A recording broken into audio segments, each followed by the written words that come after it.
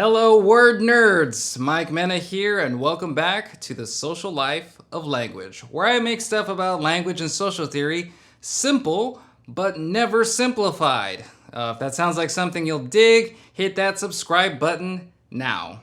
Okay, so today we got a super famous article by Jane Hill called Language, Race, and White Public Space. Now, this article famously has Hill's work on mock Spanish, words like cerveza and mañana and siesta, etc., etc. But a lot of times, these are based on really brutal racial stereotypes, for real. But I think a lot gets lost when we hyper-focus on deciding what is or what is not mock Spanish. So what if I told you maybe that's not what we should super duper focus on? Today we're going to spotlight how mock Spanish affects context, how this particular language practice of white folks affects the situation around. So by the end of this lecture, you should be able to identify more or less what mock Spanish is,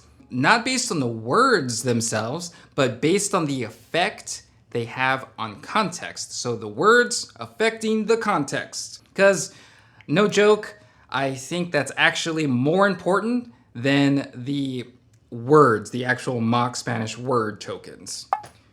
For real. Hill opens up the discussion by referring to another scholar, Bonnie Urcioli, and her findings about bilingual Puerto Ricans in New York, who speak differently in two different spheres of social life. What she calls the inner sphere and the outer sphere. It's similar to, but not exactly like, the public versus private spheres. Now, the inner sphere is talk among intimates, like at home or friends in public, somewhere someone can just be bilingual freely. On the other hand, we have the outer sphere. The outer sphere is where a racialized population is not free to be bilingual. The outer sphere is heavily policed, and the distinction between Spanish and English is sharp. Using Spanish in this outer sphere for Puerto Ricans appears disorderly. So the idea being that mixing languages introduces chaos and disorder. But really, we're mainly talking about a perceived threat to white America. So let's watch this in action. English is our first language, so you need to speak English. I'm sorry about you. Well, I'm sorry about you too. Why? Get the out of my country. Clients at your staff is speaking Spanish to customers when they should be speaking very violent. I mean, sometimes they do. Every person I listen to, he spoke it, she's speaking it, is America. Trump's deporting your illegal cousins today, bitch. Really? Yes, bitch. All right. Yes, bitch. Did you go to vote? Bitch. Did you go to vote? Learn English, bitch. Okay. It's my country, bitch. Learn how to fucking speak English. Unbelievable. Live in America. Dude, I feel sadness for you. I'm glad you do. I feel because real freaking sadness. Really fucking piece of shit Wow. like you can kiss my mother. Well, that was rude.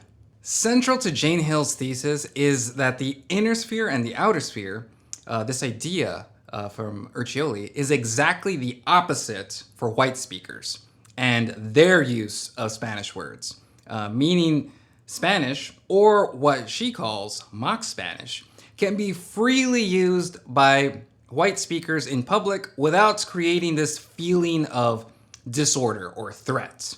On the contrary, this has the effect of creating a fun and likable persona, what Hill calls a cosmopolitan persona. So while racialized Spanish speaking is perceived as disorderly, mock Spanish by white persons appears orderly, or what Hill calls orderly disorder. Importantly, and this is key, this orderly disorder creates a space where Spanish can be used in a specifically white way. It creates a space of whiteness, where whiteness is the norm. It creates a white public space. Now, mock Spanish really only has about 100 words in it, but the words alone are not the mock part, or not all of the mock part. I mean, people mispronounce things all the time. I have trouble pronouncing words in Spanish too. Puerto Rico, Puerto Rico, Puerto Rico, Puerto Rico. Again, the important part of mock Spanish can be recognized through the effects on the surrounding context. So if you're wondering if something is mock Spanish, you gotta ask yourself, does this particular usage have the effect of creating white public space? Or to rephrase this question, does this have the effect of creating a normal and unthreatening version of Spanish in public? So what we see here is that mock Spanish indirectly elevates whiteness as being orderly and the norm.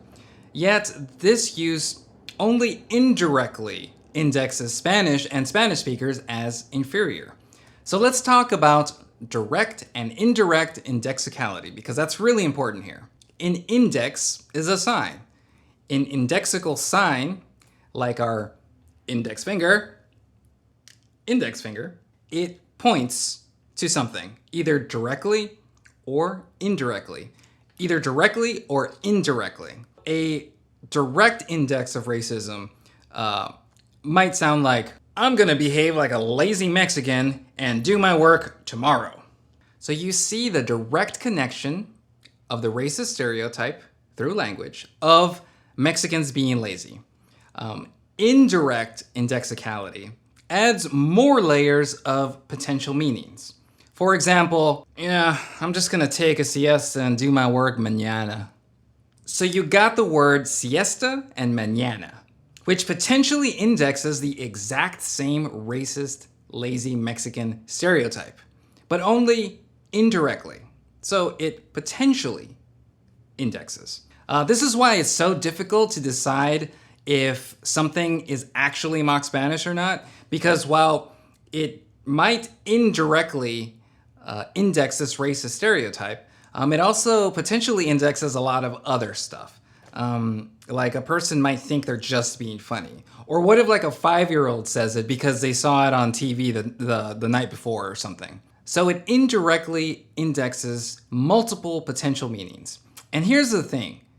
It can be mocking to one person and totally not mocking to another person. So some of us might be thinking, you know, I have a brown friend that uses mock Spanish and it doesn't sound like offensive or anything. Is this person creating a white space? A space where Spanish is inferior?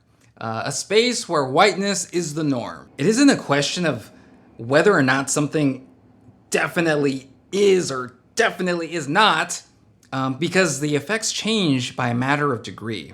Now, like, for example, if I, Mexican-American hombre, likes to call my favorite movie star a bad hombre, that does not necessarily have the same effect of, let's say, Donald Trump saying bad hombre.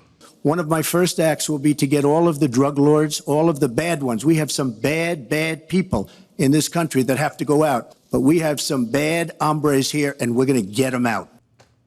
So we can confidently say this is mock Spanish because of the effects. It creates a public space that is absolutely white, without Spanish speakers, without those pesky drug lord Mexicans. But at other times, it's much harder and much more complex, even with somebody like Donald Trump. We are also praying for the people of Puerto Rico. We love Puerto Rico. Puerto Rico. And we also love Puerto Rico. So this is extremely ambiguous. Someone probably showed him how to say Puerto Rico just before he spoke. Puerto Rico. So it could have been an honest pronunciation attempt, as sad as it was. But pronouncing Puerto Rico through an English phonology is not a common mock Spanish word. It's not like no problemo or cerveza or bad hombre. But let's look at the effects. By pronouncing Puerto Rico in this way, instead of being a US territory, it sounded like a foreign, unpronounceable country. So did he just create a massive national scale version of white public space? The answer, yes to some. But then right after he tries to say it in Spanish, then he says, we also love Puerto Rico. So he seems to be making fun of himself, right?